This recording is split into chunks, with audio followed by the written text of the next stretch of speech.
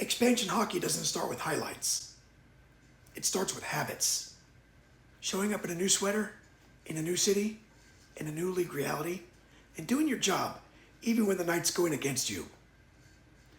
November 8th, 1967, St. Louis Blues and Minnesota North Stars. Two brand new teams in a brand new world. Minnesota wins 5-1. So yes, if you're a Blues fan, this is not a warm welcome. But this episode isn't about the 5. It's about the 1. Because if you're building something from scratch, sometimes the only win you can afford is this. You don't leave the night with nothing. And the guy who puts the Blues on the board, the guy who leaves that receipt, is Jim Roberts.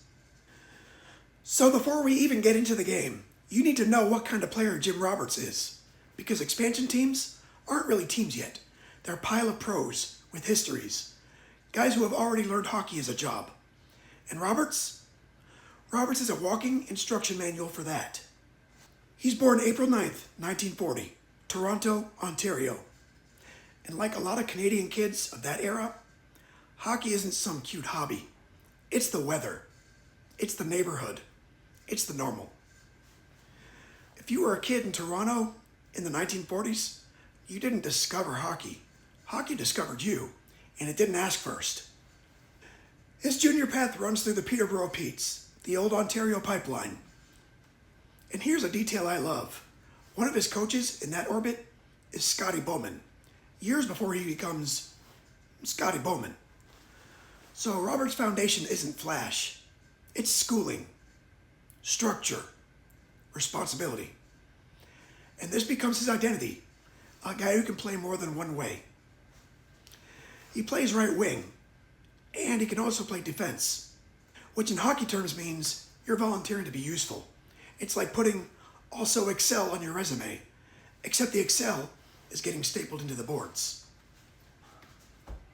Then comes the Canadian system. And this is where the story becomes very unglamorous, which is perfect for our thesis. Because the Canadians of that era are basically a factory, and if you're not a star, you're learning the trade in the minors.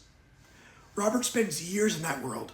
Farm teams, bus rides, small buildings, different leagues, different cities, different roles. You're not building a brand, you're living a life. You're also building a tolerance for peanut butter sandwiches at 1 in the morning and the sound of skates in a building that seats 9 people and a dog. And eventually, he cracks the Montreal lineup in the 1963-64 season. Not with the parade, not with fireworks.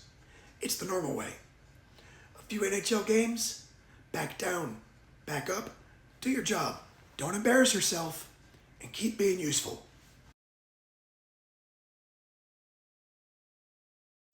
And once he's in, he's part of something real. He's on Montreal teams that win Stanley Cups in the mid-60s. He's not the poster. He's not the headline. He's the guy you trust to make the game behave, which is a nice way of saying he reduces chaos. And that's the whole point. When the NHL doubles in size in 1967 and St. Louis has to become real overnight, this is the type of player a brand new franchise wants. A pro, a habits guy, a guy who's already lived the job. So in the 1967 expansion draft, St. Louis takes Jim Roberts from Montreal, and now he's an original Blue. And that takes us back to Minnesota, where the scoreboard gets ugly, but the job still matters. Here's the atmosphere you have to picture. It's the NHL's new math. The league expands. 6 new teams arrive. And in that first season, the expansion teams are all grouped together in their own division. So yes, this is 2 new teams playing each other, but it's also the West Division trying to figure out how to exist. And when you watch early expansion hockey, you notice something. It's not always about talent gaps. Sometimes it's about organization, special teams, mistakes, bad penalties, one player losing a check for half a second. And that's how 5-1 happens. And that's why Roberts is our lens. Because he's the kind of player you hand to a brand new franchise and say, teach us how to look like a professional team, even before we really are one.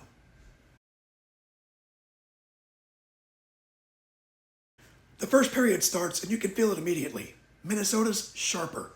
And the first punch is the one that makes coaches go gray. shorthanded. Minnesota scores a shorthanded goal to go up 1-0. And right away, the lesson is simple. Special teams are a tax. If you don't pay it, it pays you. And it doesn't send a friendly email first. It just withdraws the money. Then, late in the first, the Stars hit again. This time on the power play, and now it's 2-0. So in one period, Minnesota has scored shorthanded and on the power play. Opposite sides of the same coin. And the Blues are down 2 with the night still young, which is the exact moment where expansion teams learn the hardest thing. You can't chase the game emotionally. You have to keep doing the work. Even when your body's saying, what if we simply did not? Second period, Minnesota scores again. Now it's 3-0. And this is where games like this start to separate. Because down 3, your brain starts negotiating. You start freelancing. You start reaching. You try to score 2 goals with 1 pass. And that's how you end up down 4 goals. And your coach starts practicing the 1,000-yard stare. Third period, Minnesota makes it 4-0. And at 4-0, the game is basically not a game anymore. It's a test. It's a test of whether you'll still do your shift correctly or whether everybody else quietly agrees to be somewhere else mentally, which is relatable. And then finally, St. Louis gets something. Midway through the third, Jim Roberts scores, and that's the Blues' only goal of the night. Assists from Ron Schock and Noel Picard. Now it's 4-1. Here's why that matters. This isn't a comeback. This isn't a rally. This isn't even momentum. This is responsibility. This is a veteran looking at a bad night and saying, we don't leave empty. We put a mark on the page. We were here. And of course, because hockey's cruel, Minnesota gets 1 more power play goal late. Final, 5-1.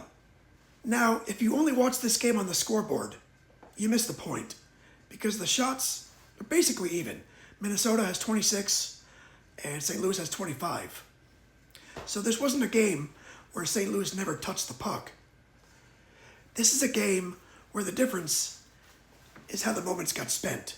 Bad penalties, special teams, execution in the dangerous areas. And in that environment, the original Blue job is not to be magical. It's to be steady. This is why I wanted Roberts in episode 1, because his entire career is basically proof of concept. You can be valuable without being loud. He's a guy who played over 1,000 NHL games, a guy who's won multiple Stanley Cups, and then he gets handed to an expansion franchise and has to become something else. Not a champion, a starter, a foundation piece, a grown-up in the room. And in the Blues' inaugural season, Roberts is one of their meaningful scorers. One of the guys you can still build around, while everything else is wet cement. So when he scores at 4-0 in Minnesota, I don't see consolation. I see a man clocking in. The earliest version of St. Louis hockey, leaving a fingerprint. The Blues don't get born as a story. They get born as a job. And Jim Roberts looks straight into this project as the guy doing this job. The Blues lose 5-1. The night belongs to Minnesota. But the episode belongs to the idea that something has to start. Expansion doesn't arrive fully formed. It arrives as a routine. You'll repeat until it becomes identity. And on this night, down 4, Jim Roberts leaves the simplest receipt possible. We were here. And we're going to learn how to do this.